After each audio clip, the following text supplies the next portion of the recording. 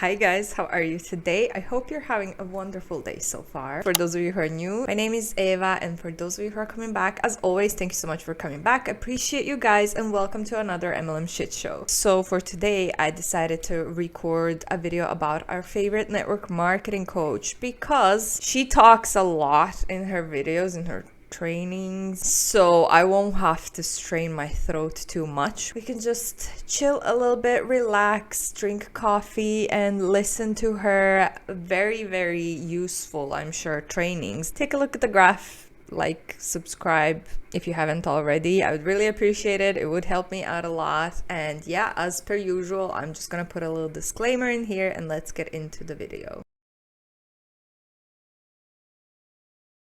Let's start with the shorter one. This is her training, her free training, which she always makes sure to write in the caption that it is a free training, where she's saying action items for getting over fear. So I think we all know where this is gonna go, but let's just watch it. I want to talk about getting over the fear.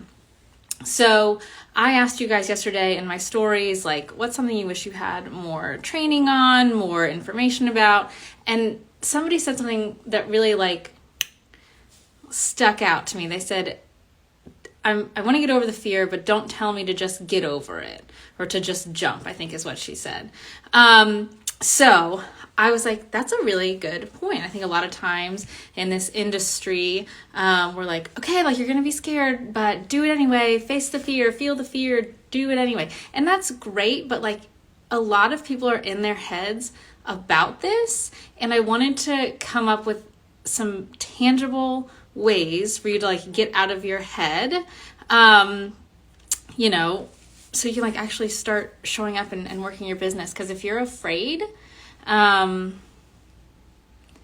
gonna work. And I want this to work for you. So the first thing that I want you to do is to get your head right. And like, I don't mean just like sit there and manifest and like do a white light meditation and sing Kumbaya with your team, right? I want you to actively audit the content that you're consuming. When you hop on Instagram, I'm going to say this right now. Yeah, tag your friends who need to see this, who aren't on right now. Do it. So I want you to get on your Instagram. Who are the first like content bubbles that you're seeing? Who's like on your feed? Who are the people that you're seeing? Do they make you feel confident, happy, empowered? Like, how does that content make you feel? Because I know we follow people and they make us feel like shit, right? And not like because they're saying you're a piece of shit, like you're not as good as me, but it's like their content triggers us for some reason. And I think that takes a big person to realize what triggers them instead of just being like, fuck that person. Like, they just, you know, that's like, look at that person, I hate them, sitting over there eating chicken. Like, they're not doing anything to you, but you're triggered. And I get it. I have those people, you have those people. It's normal. But get your head right and be in control of the content that you're consuming. You can't blame anybody if you just like keep, you know, filling your head with bullshit and you get bullshit results. Okay? So make sure you're in control of that content. Make sure you are actually reading and partaking in personal and professional development. Like, don't say like, oh yeah, I do that. I kind of do. But then if you don't take that personal and professional development seriously, then you can't expect actual results. Okay? Feed your brain. Second, I want you to get detached. This means the concept of professional unattachment.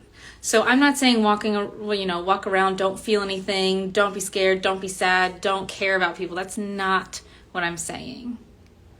But you need to be detached from the results of the action that you are taking. You cannot control somebody else. You can't control if they're going to say yes to you. You can't control if they're going to join your team. You can't control any of that. But so often we sit there and we're like, I'm going to send a reach out, or I'm going to post a reel. What if people don't like it or they say no?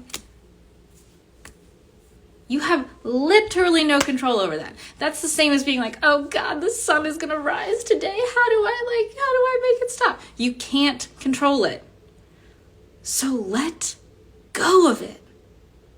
Okay? Like you don't, like nobody's fretting over like trying to control the sun rising. Okay, well, first of all, the things that she said about who are you following, I kind of agree with that. Like if you're following someone who looks really good, like one of those fitness accounts, and this is something that I can relate to because I've been there before. I was following like this super attractive, super fit girl. She's, you know, successful, rich, whatever, and instead of admiring her, I found myself being very triggered because I don't look like that. You know, why am I not looking like that, or why am I not as rich as her? Which is very, very toxic. Obviously it's not healthy. It wasn't healthy for me. I went on to identify, okay, what is it about this girl that makes me feel this way? Like, is it just her physical appearance? Is it her life? What is it? Is it something else? Then when I determined what is it about her that it's triggering me, I asked myself, is this something that I can change? And of course, because it's fitness, I can change it. I can become healthier. I can lift more weights to not feel so insecure about myself. And this is something that I can change and that I can actively work on. So I did just that. If you're seeing someone that is triggering you on your Instagram feed, unfollow them or mute them. So yeah, I just muted her for a while and I went on to actively pursue what I wanted to get a little bit fitter. I'm still working on it.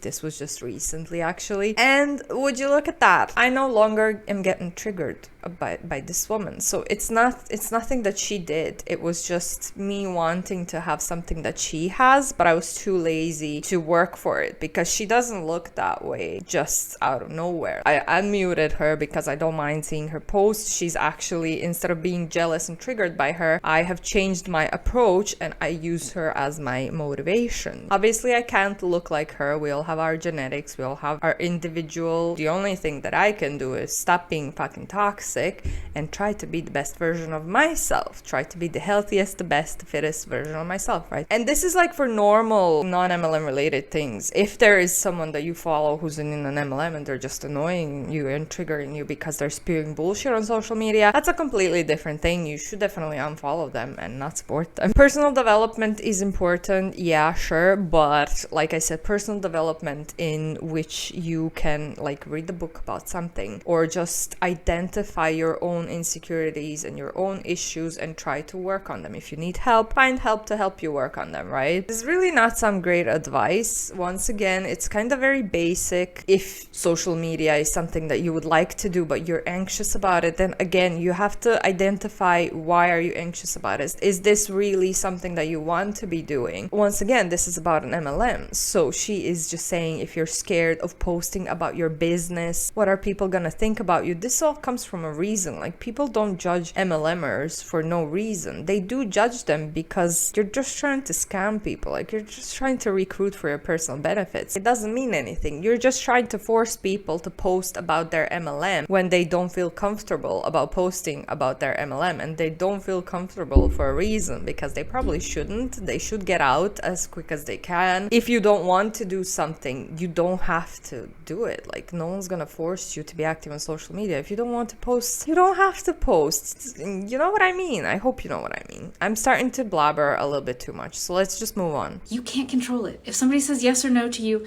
that's what happens. All you can do is continue to move forward, continue to create connections, continue to create content that sparks that know, like, and trust factor. Right, Nikki, be attached to the process, not the outcome. Exactly. And being okay and like understanding that not everyone is gonna want to do this. So, you know, somebody said the other day, like, think of your two best friends. What do they do for a living? Maybe they're a teacher and a nurse. Do you want to be a teacher or a nurse? No, I don't want to be either of those things because that's not my skill set. That's not my desire. That's not. Does that mean I don't like them or that I think what they're doing is stupid or worthless or whatever? Absolutely not. I think it's great that they're teachers and nurses and I love them and I love what they're doing. It's just not for me. And that's fine. Okay? So I want you to like keep that in mind when you're being unattached. Just have like a realistic expectation. Like, you don't want to do everything that everyone asks of you, or be everything that everyone suggests, or buy everything that, that's okay. It's normal. All right. Third, I want you to do the work and stick to it. I have so many people, somebody recently in DSGC was like, I did your reach outs and they're not working. And I was like, okay, let's talk about it. How many have you done? I've done 10. Today? Total? This minute? Like 10 total, and you're telling me they're not working. We can't show up for 10 minutes or 10 times or whatever and expect it to, like, okay, I did it. It's like such an easy example for me to make, like comparing this to fitness. Like, if you went to the gym for 10 minutes, would you expect to leave with abs? No. If you went to the gym 10 times, would you expect to have lost 10 pounds? No. Right? Like, if you ate 10 healthy meals, is your whole, like, everything changed? No. You have to stick to it. You have to do it. You have to show up consistently to make this happen. So often people come in and they try it for a minute and then they're like, flipping tables, like, fuck this, peace out, I'm done. It didn't work. Maybe you didn't work long enough or consistently enough.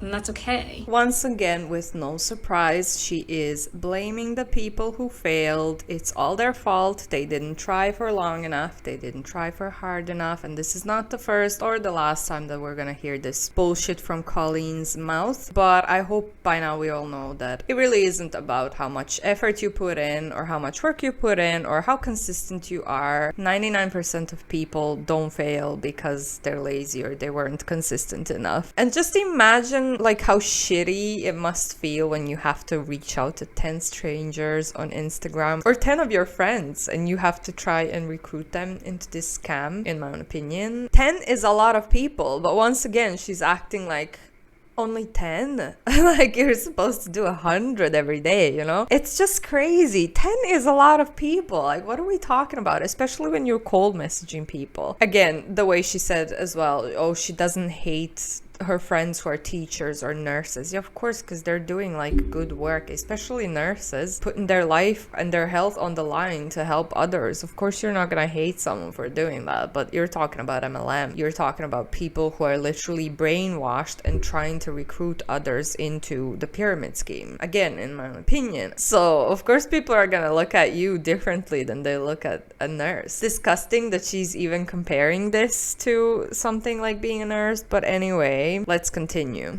I don't want to work consistently, but you can't bitch about not having abs if you've only been to the gym for 10 minutes. Sorry. Lastly, I want you to be a human. People have to see you as a connection and not a transaction if you want to make your business work. Not all of us, so many of us are showing up using this as a selling tool, but they're only selling and not connecting. And then they're like, what? I'm consistent. I post about my products every day. You're not making connections. You're only trying to make transactions. That's why it's not working. So you have to show up and be you. You have to be authentic. You have to be vulnerable. You have to do it scared. All of those things, but you have to do it in a human way. I talk about, say this in training sometimes, like, being a human. I often talk about the fact that I have an anxiety disorder. Diagnosed, medicated, real. I talk about mental health a lot because it's really important and it's a very real part of my life and it's a very real part of so many other people's lives. Am I getting on Instagram during a panic attack? No. Am I like on Instagram live when I'm talking to my therapist? No. But I can get on the next day and be like, yo, anxiety. That's a motherfucker, am I right? Thank God for therapy. Thank God for Prozac, whatever. And I'm having conversations about real stuff so that when people make these connections with me and we're having like conversations, they're not seeing me as somebody who's trying to make a transaction when I happen to post about something that I sell.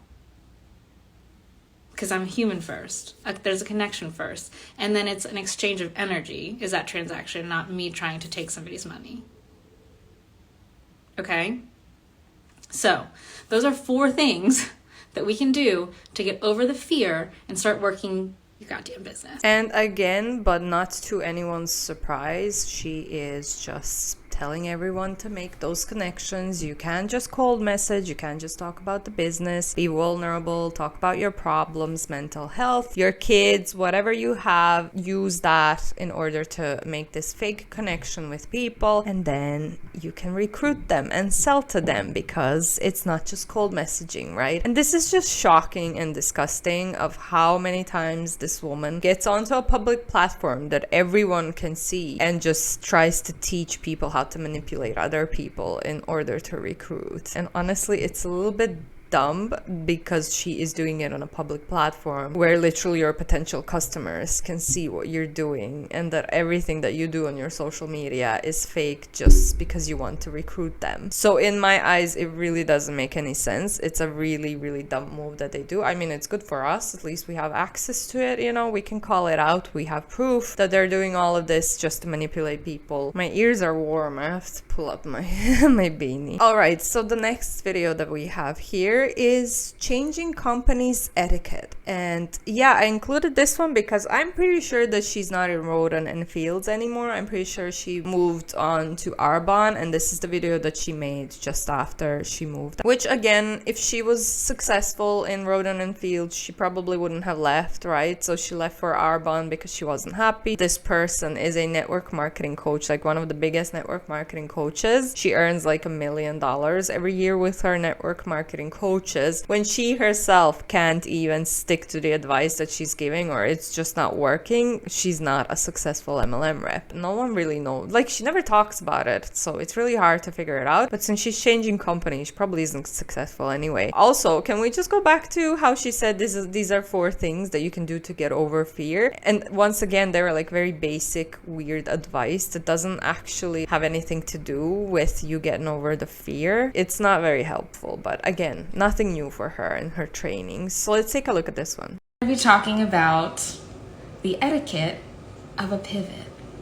It's something that happens a lot in this industry. People change companies, and I think it typically ends badly or is done in a not so great way. It makes people feel, I have to apologize. We're moving.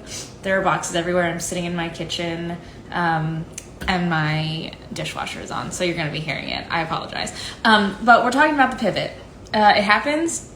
It just does. And I feel like it's kind of an elephant in the room that people don't want to talk about. So like, if you talk about it, then people are going to think about it. And if they think about it, they're going to do it. And people who are going to leave or change companies are going to change and leave companies. That's fine.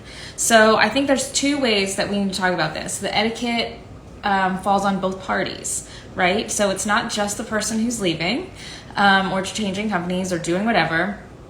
We're going to start with like the team culture. As a leader, one of your main focuses should be creating a culture where people want to be, right? So it's not, you can't, I know, I see it all the time.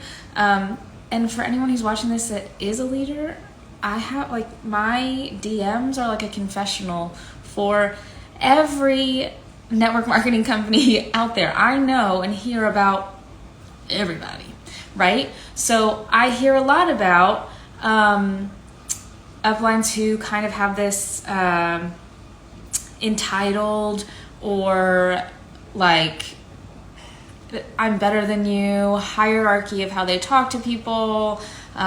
People matter more if they're selling more or doing more. There's favorites being played, and that's just not a cool place to be. And if people don't like where they're at, they'll start looking.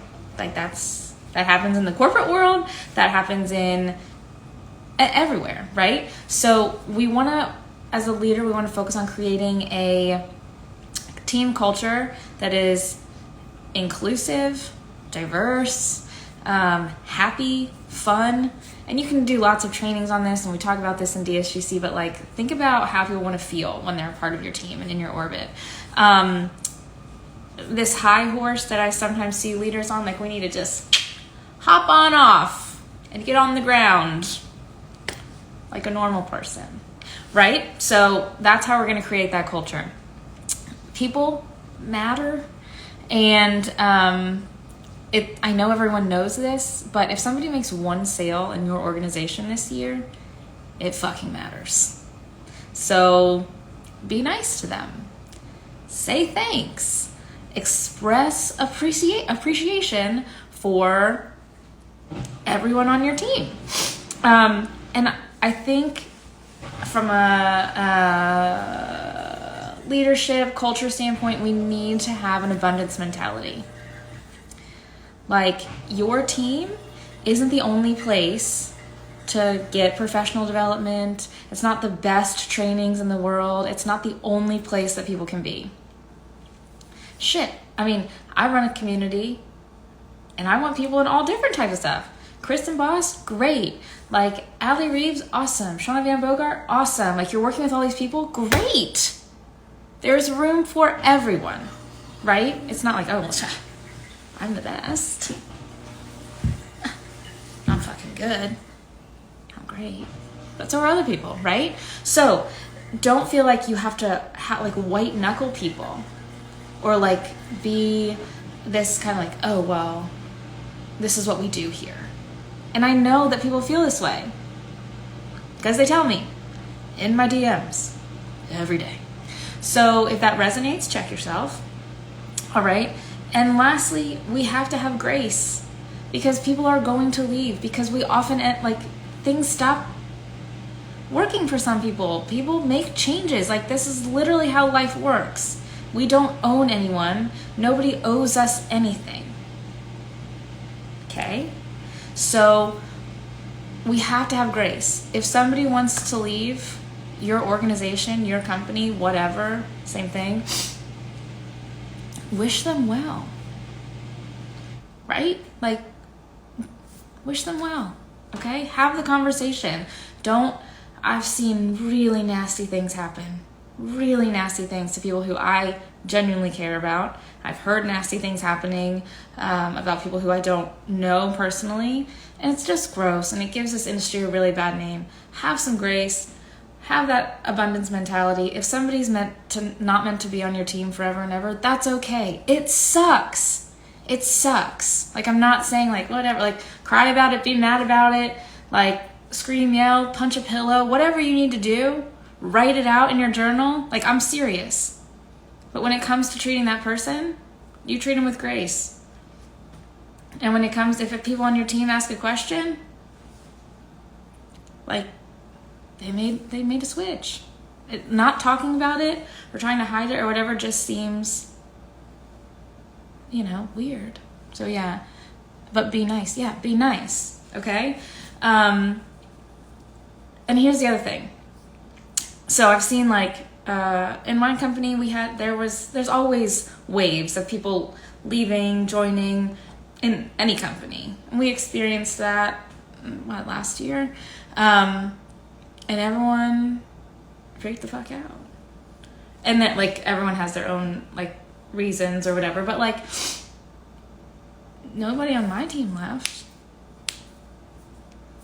They asked, oh, did so-and-so go to such and such? Yeah. Did so-and-so go to such and such? Sure did. Just yeah, let's talk about it. Why do you think? What happened? It doesn't matter if somebody leaves. Be their friends still. Jesus Christ. Okay. Second of all, if you are going to pivot. Well, okay, I am a little bit confused now. I was sure that she did this video right after she changed companies, but I feel like this might have been before. But from what she's saying here, nobody on my team left. If this was before and then like 2 weeks after she decided to leave her team in Rodan and Fields for Arbonne, it's a little bit like, what is going on? I'm very confused. Like I said, I have no idea. I see her doing like the Arbonne hashtags, discover Arbonne and everything. Even if she was planning to leave, or if she already left and she comes on here and she's like, well, no one in my team left, while you're planning to leave your team, or just you left like 2 weeks ago. It doesn't really make sense. But anyway, I'm kind of running out of time. In the beginning, she said you have to make sure that it's all inclusive, everyone's treated fairly. Yeah, sure, but that's still not gonna affect anything. Like if someone is in an MLM and they keep losing money and they're unhappy and they keep hearing no, no, no, and they realize that, okay, this is not working, I'm just spending and losing my money. It doesn't matter how friendly you are or how inclusive you are, people are still gonna leave. So once again, her advice is really kind of basic and